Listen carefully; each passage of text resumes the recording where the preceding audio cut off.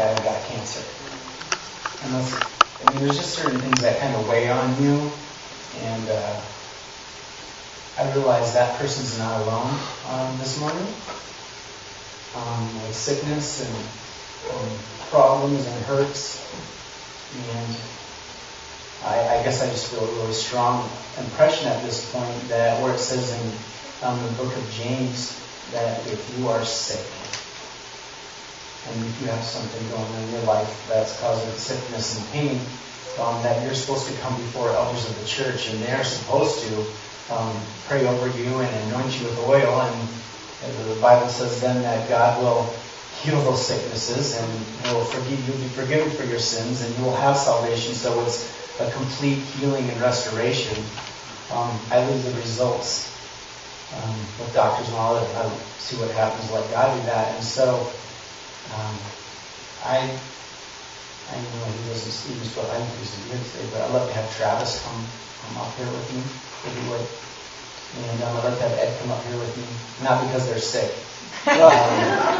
but because I just want to make that call now. Is you guys just play for us and just do the chorus over and over again if you have to. Or start wherever you'd like. But if you know you're sick and you're needing God's hand and you're needing His touch, whether hatred in your life or there's a sin that has got you by the throat and will not let you go, please take the opportunity and the time right now, because He loves us and He tells us to do those things for a reason. I believe His word when it says the prayer and faith will heal those that are sick. And so it may be awkward to come up here right now or something like that, but I just invite you to be bold and to stand and to come here, and I'd love to pray with you and do exactly what God has called us to do. Where this is a house of prayer. God fell on this place last week, from my understanding. I wasn't even here. I was like, dang, I wanted to be here for that, but this is something that He does and can do. And so, what's that? Yeah, we just invite you to all kneel here with us this morning.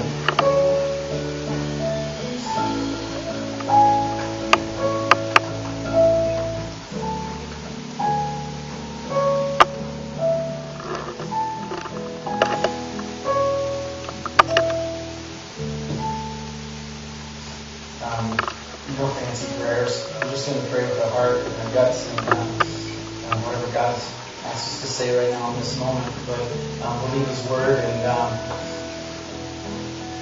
I'm just going to say this, that there may be some things that you need to get out of your life and get rid of in your life. I'm not saying that this is for everyone, but I'm just speaking plainly. And at some point Jesus said, sin no more. So there may be something that is there that you need to get rid of, and I encourage you to do that this morning, because if you're not going to do that, I know that healing will, I'll just say it usually won't come. And so let us all pray. Pray for our brothers and sisters this morning as we just take this moment to pray for them.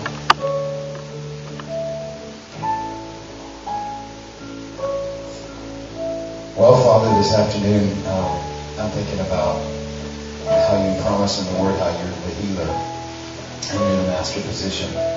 I found out this last week that one of my friends that I've known for years was placed on hospice, and I had no idea, and it kind of hit me like a cold shock, and it's tough. It's a person I look up to, frankly, a lady that's been my hero for years. And sometimes this side of heaven, we don't always get to make sense of this stuff. I don't get it. I know you're the healer, but I also know you know the end from the beginning. So if there's someone else in this circle up front or in this building who needs your healing today, either physically or spiritually, emotionally, in the marriage, sometimes we have to get out of the way to let you in. In fact, we have to get out of the way. We really stink at that. So I ask you to give us the strength and the courage to get out of the way. And then the next part of that is the part I hate. And that's rely that your will be done. And that's hard. That's hard because sometimes your will isn't ours. And sometimes it means somebody has to be laid to rest. Sometimes it means cancer doesn't get healed. I don't get it. But I trust that you do. And I pray that same thing for those in the circle who are going through their own nightmare, that they would just trust you that whatever happens is your will and it's for the best. And they don't know this side of heaven. They'll know someday. Just give us the courage to trust you, Jesus. Heavenly Father, we struggle with so many things, and you've told us again and again and again to just give it to you. And it sounds easy, but it's not. It's so hard sometimes. And I just pray that you'll help us with our lack of faith. Learn to just trust you and take you at the simple words. Truly do want to help us, but we just need to let you do that. God, I know you want to take care of the hurts that we have. And I don't understand them either, just like Travis said, but you do. And I know that one thing you can do for all of us is give us peace when we're going through those dark valleys, that we can count on you, we can lean on you, and you will be there for us, regardless of the outcome of our situation. I know people are hurting about family and relationships and marriage and kids and health and finances and all kinds of things, work. Just be in all of those situations.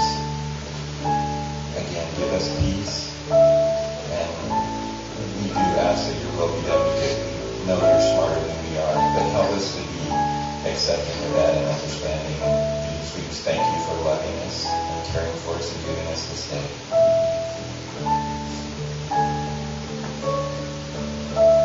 And so, Lord, I'm just going to do as you said to do. Anoint these people with oil, as you said to do, believing and trusting in your word. You don't write a bad check. Never have. You've always been true. You can't lie. We just do this in faith. In Jesus Christ, you said to ask anything in your name, if two or three or more agree, that you will do it. And for something like this, we're not asking for a paycheck. We're asking for complete healing in the name of Jesus Christ. And for your glory and in your honor and your dominion to reign in these people's lives, so that you would be more magnified in their thoughts and in their hearts, that you would take control of just every aspect. And we can't do this without you.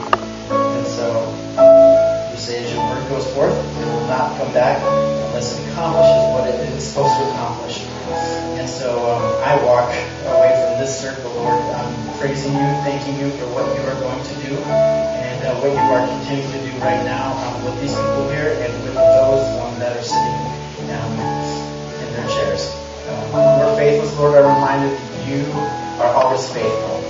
Always faithful. And so thank you that we can come to you as your children.